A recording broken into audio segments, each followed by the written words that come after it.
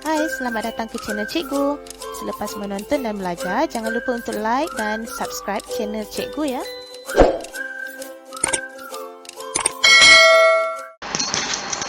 Assalamualaikum warahmatullahi wabarakatuh. Okey, hari ini kita akan sambung pembelajaran kita iaitu masih lagi dalam bab 9, poligon, di mana pada kali ini kita akan belajar topik 9.2 iaitu sifat bagi segitiga dan sudut pedalaman serta sudut peluaran segitiga.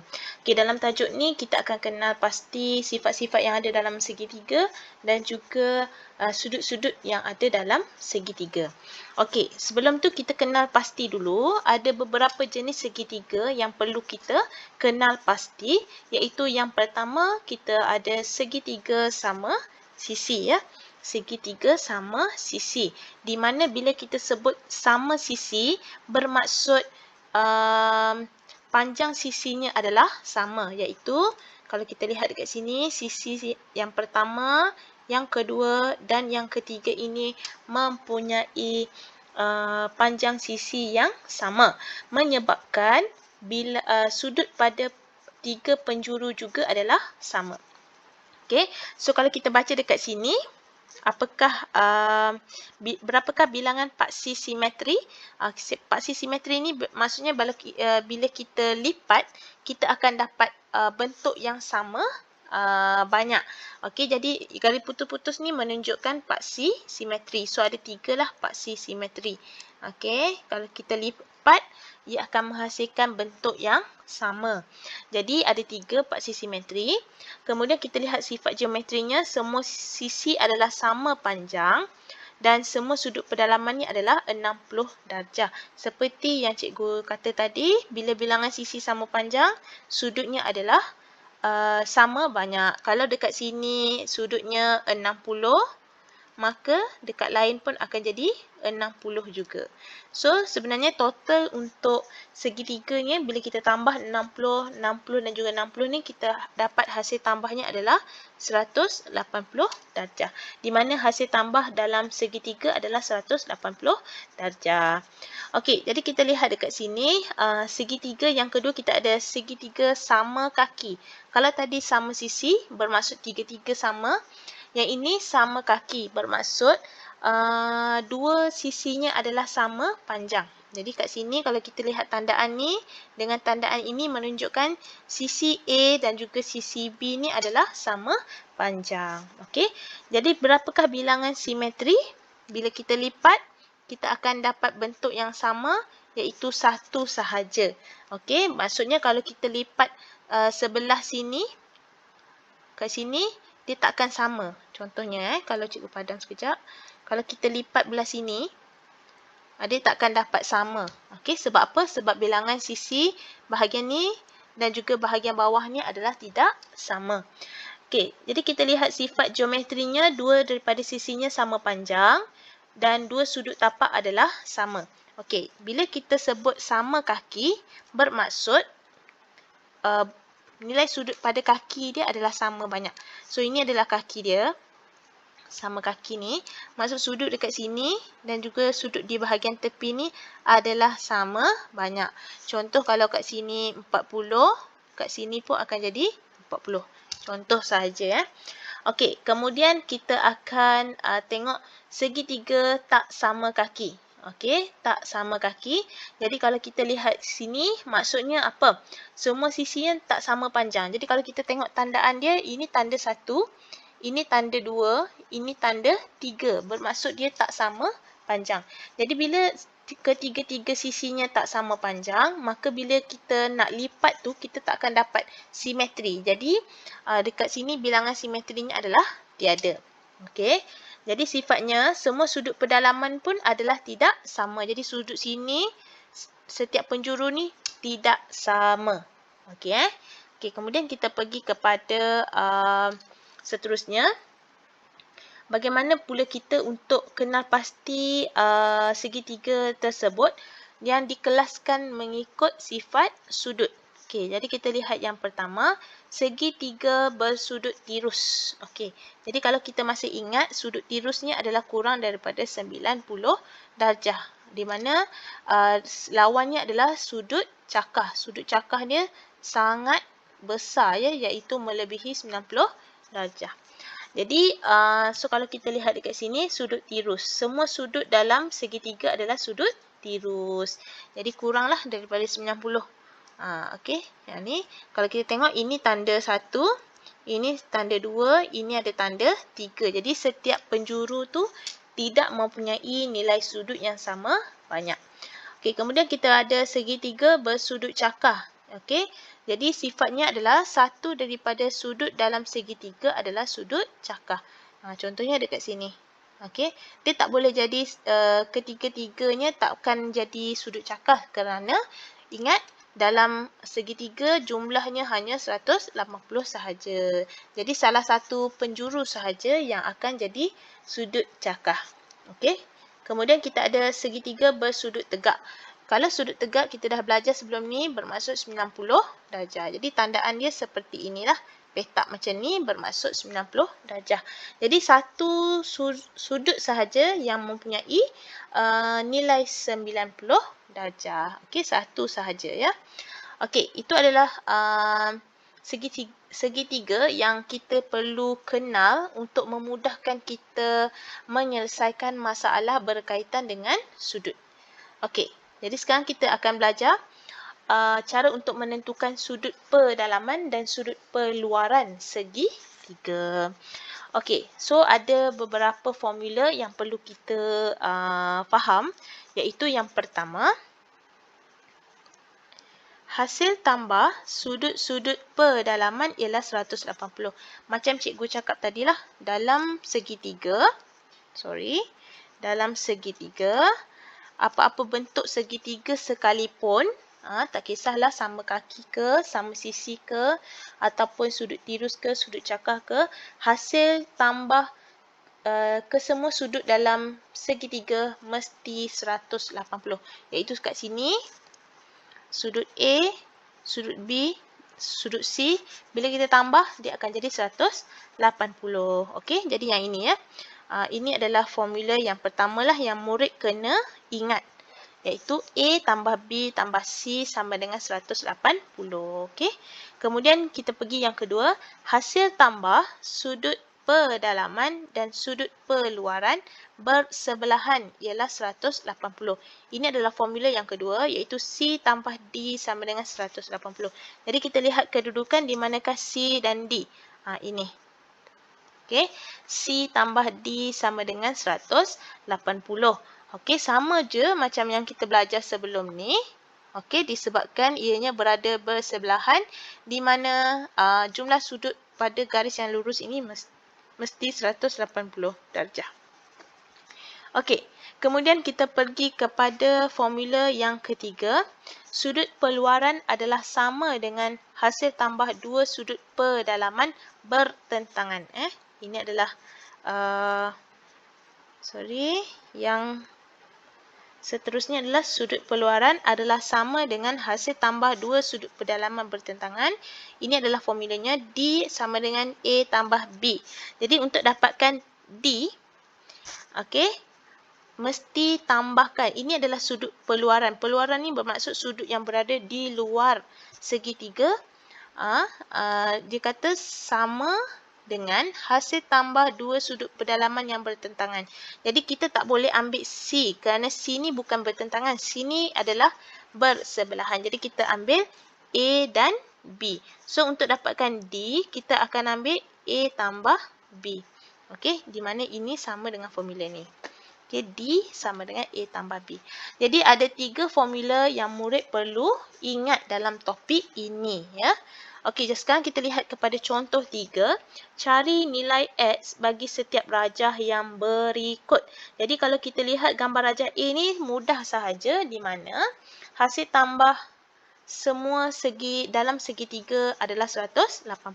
So untuk dapatkan nilai X, senang sahaja, kita just tolakkan sahaja 180, tolak 92, kita tolak dengan 37 darjah, maka kita akan dapat 51 darjah, sama sahaja dengan yang ditunjukkan dalam buku teks. Okey, kerana hasil tambah sudut pedalaman ialah 180 darjah.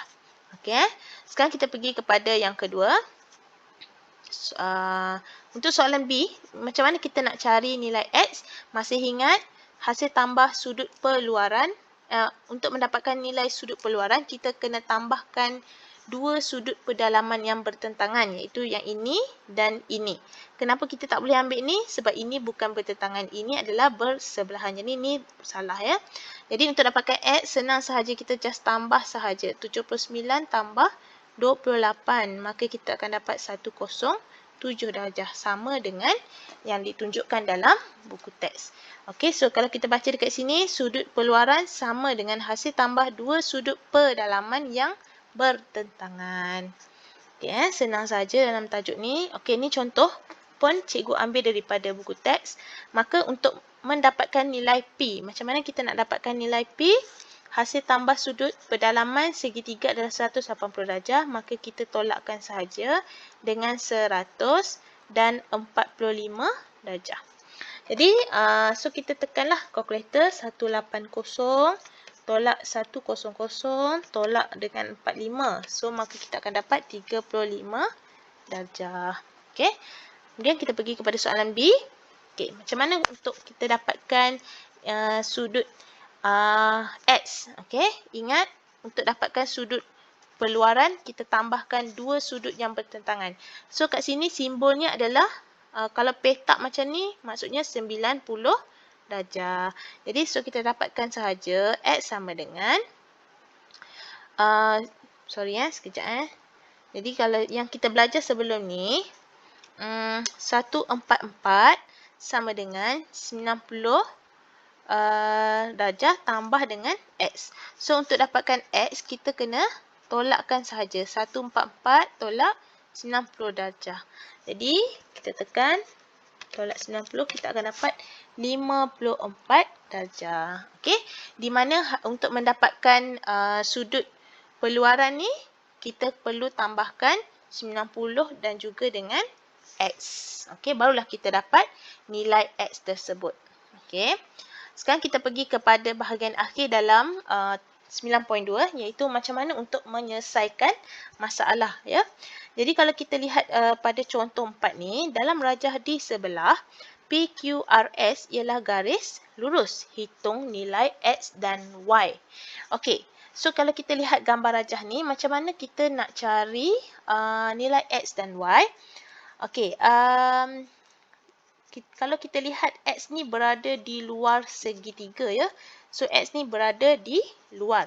Jadi untuk cari nilai X adalah kita perlu tambahkan bahagian di atas ini dan di sini. Jadi untuk dapatkan nilai-nilai tu kita kena cari clue yang ada pada soalan. Okay, kalau kita lihat dekat sini, antara clue yang diberi adalah tandaan sama sisi. Okey, so kalau kita ingat tadi yang kita dah belajar, jika segitiga tu sama, bukan sama sisi, sama kaki, kaki dia adalah sama, maka sudut di sini dan di kanan kirinya adalah sama banyak. Okey, jadi dekat sini, sudut sini adalah sama dengan sudut di sini. Okey, jadi kalau kita nampak di sini, ini adalah satu segitiga juga. Okey, kat sini ada satu segitiga di mana hasil tambahnya adalah 180 darjah. Jadi kita kena cari nilai kat sini dulu. Okey, jadi untuk dapatkan sudut TSR, kita namakan dia TSR, sama dengan 180 darjah tolak 46 darjah tolak 84 darjah. Okey, jadi kalau kita tekan 180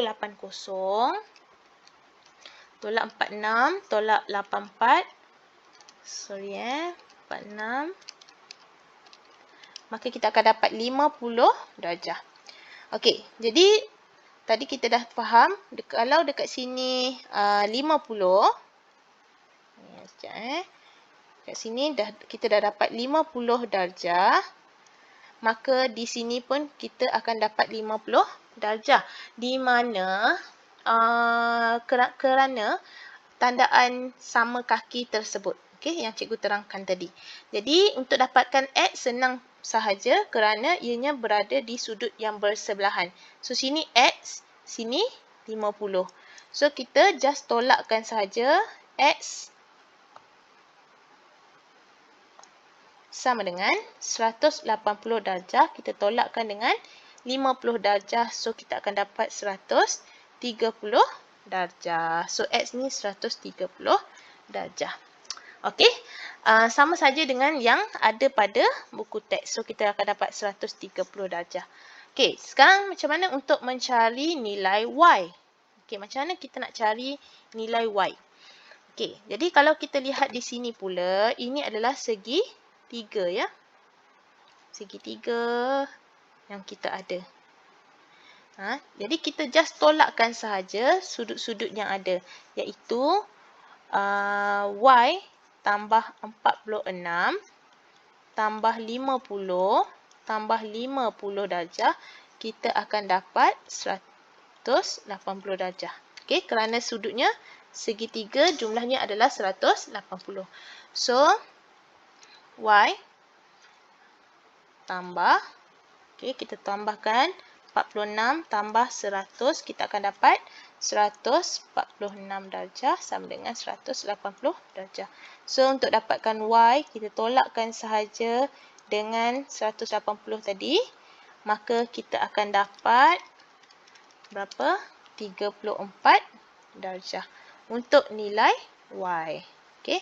Jadi, kita cek lah betul atau tidak dengan apa yang diberikan dalam buku teks. So, sama ya, 34 darjah. Okey, sekarang kita pergi kepada contoh lain. Bentuk-bentuk soalan yang ada dalam tajuk ni ya. Ini pun cikgu ambil daripada buku teks juga sebenarnya. Okey, saya kecilkan sikit ya. Okey, dalam rajah di sebelah, A, B, C, D ialah garis lurus. Hitung nilai X dan Y. Okey, jadi macam mana kita nak cari nilai X tersebut? Sekejap ya, cikgu besarkan sikit gambar supaya lebih jelas. Okey, macam mana untuk mencari nilai X? So, antara clue yang ada ialah tandaan sama kaki dan juga tandaan garis selari. Okey, so untuk dapatkan nilai X, kalau sini sama kaki, maksudnya sudut di sini pun kita akan dapat 36 darjah. Okey, jadi ini adalah segi 3.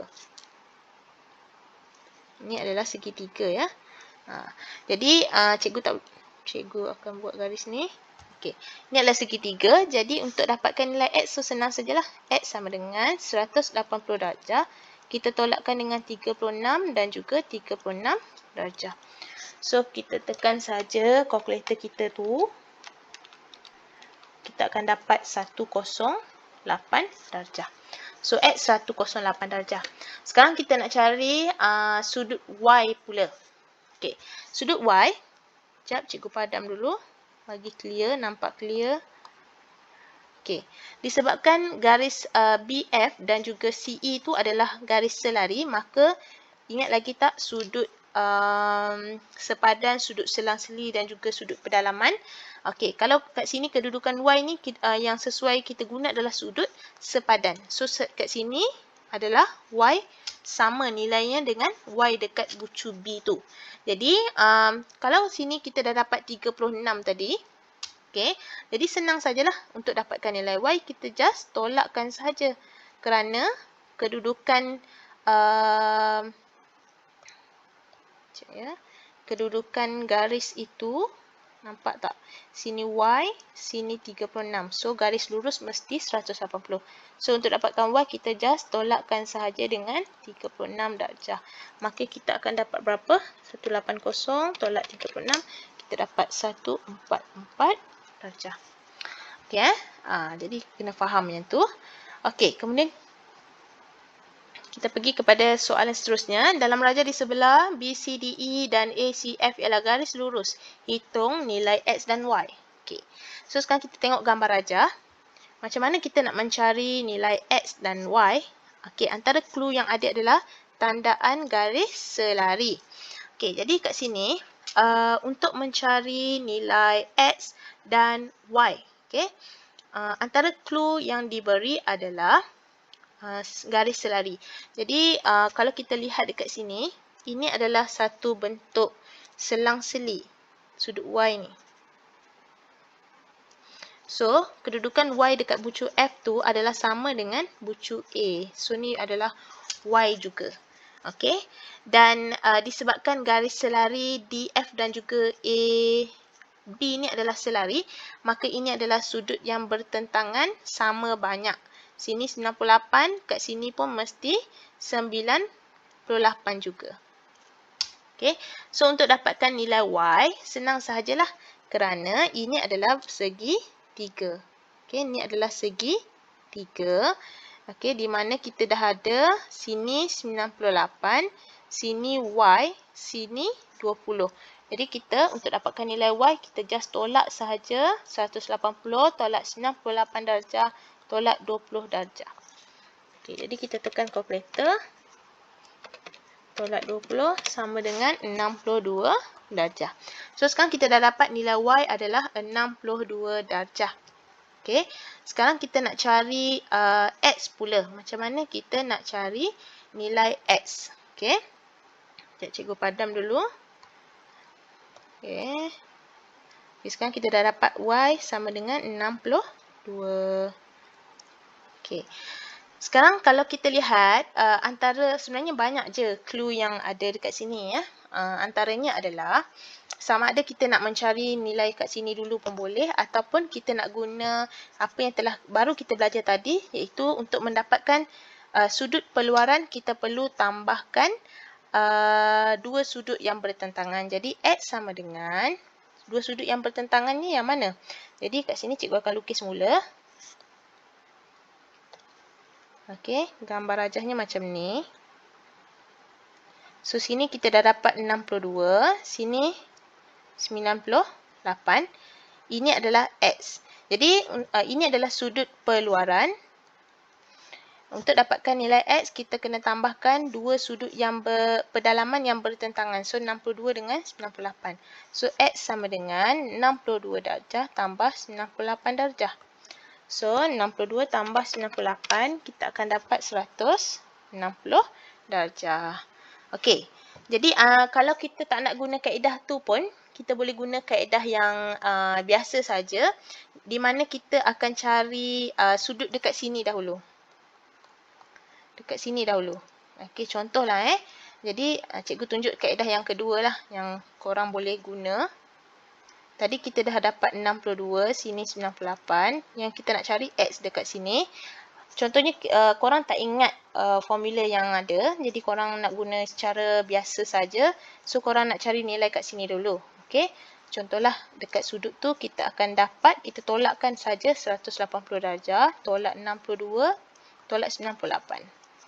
Okey. 180, tolak 62, tolak 98. Kita akan dapat 20 darjah. Okay, so sini 20 darjah. Okay, so dekat bawah tu, kalau sini 20, sini berapa nilai X ni? So, kita tolak je lah. 180 darjah, tolak 20, kita akan dapat 160 darjah. Pun sama. Ataupun kaedah yang ketiga. Okay, ada lagi kaedah lain. Ya, dia tak semestinya satu kaedah je untuk mencari jawapan ni. Jadi, kalau kita lihat garis selari ya, ini adalah sudut selang-seli. Kalau yang ini lagi senang, kita tak payah kira. Nampak tak huruf Z? Disebabkan garis ini dan garis ini adalah selari, maka di sini adalah 20 darjah. Terus kita dapat nilai X. Kita just tolak sahaja dengan 180. Okey. Jadi sebenarnya untuk mencari nilai-nilai yang ada dalam sudut ni, segitiga ni sebenarnya kita mengaplikasikan semula apa yang telah kita belajar dalam bab 8. Sebab soalan biasanya memang dia gabungkan tajuk-tajuk sahaja. Jadi kita kena ingat apakah kaedah cara untuk mencari sudut tersebut. Okey, dan dianya tidak hanya spesifik kepada satu jalan kerja sahaja. Ia boleh jadi macam-macam jalan kerja asalkan kita menggunakan konsep yang betul. Okey, jadi praktiskan, banyak praktis, banyak buat latihan untuk mahirkan diri dalam menjawab soalan. Okey, itu sahaja yang kita belajar pada hari ini. Assalamualaikum.